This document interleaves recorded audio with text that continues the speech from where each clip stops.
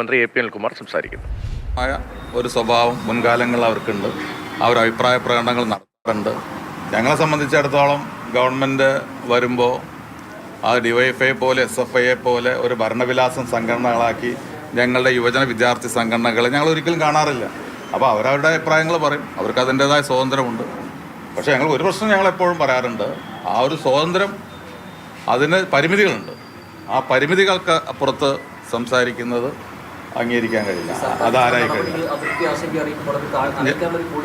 അല്ല, അത്തരം അതിർത്തികളോ അല്ലെങ്കിൽ എന്തെങ്കിലും പ്രയാസങ്ങളുണ്ടോ അവരത് പറയാം, ലീഡർഷിപ്പിനോട് പറയാം.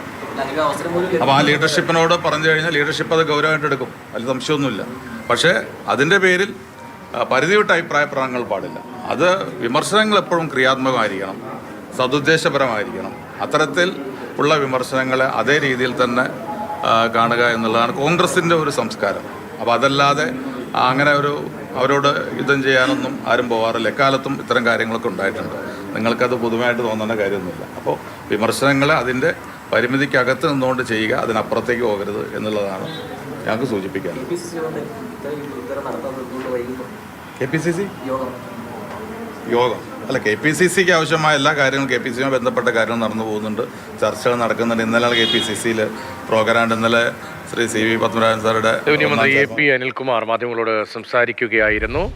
സർക്കാരിനെതിരെ യൂത്ത് കോൺഗ്രസിന്റെ കേസിന്റെ ഉൾപ്പെടെ വിമർശനങ്ങൾ സതുദ്ദേശപരമാണെങ്കിൽ പ്രശ്നമില്ല, അത് കോൺഗ്രസിന്റെ രീതിയാണ്. മുൻകാലത്തും അത്തരം വിമർശനങ്ങളൊക്കെ ഉണ്ടായിട്ടുണ്ട്. അത് കേൾക്കാനും കാര്യങ്ങൾ പരിശോധിക്കാനും ഒക്കെ തയ്യാറാണ്. പക്ഷേ അതിനപ്പുറത്തേക്കുള്ള പരിധി വിട്ടുള്ള വിമർശനങ്ങൾ പാടില്ല എന്നാണ് എ പി അനിൽകുമാർ പറഞ്ഞത്.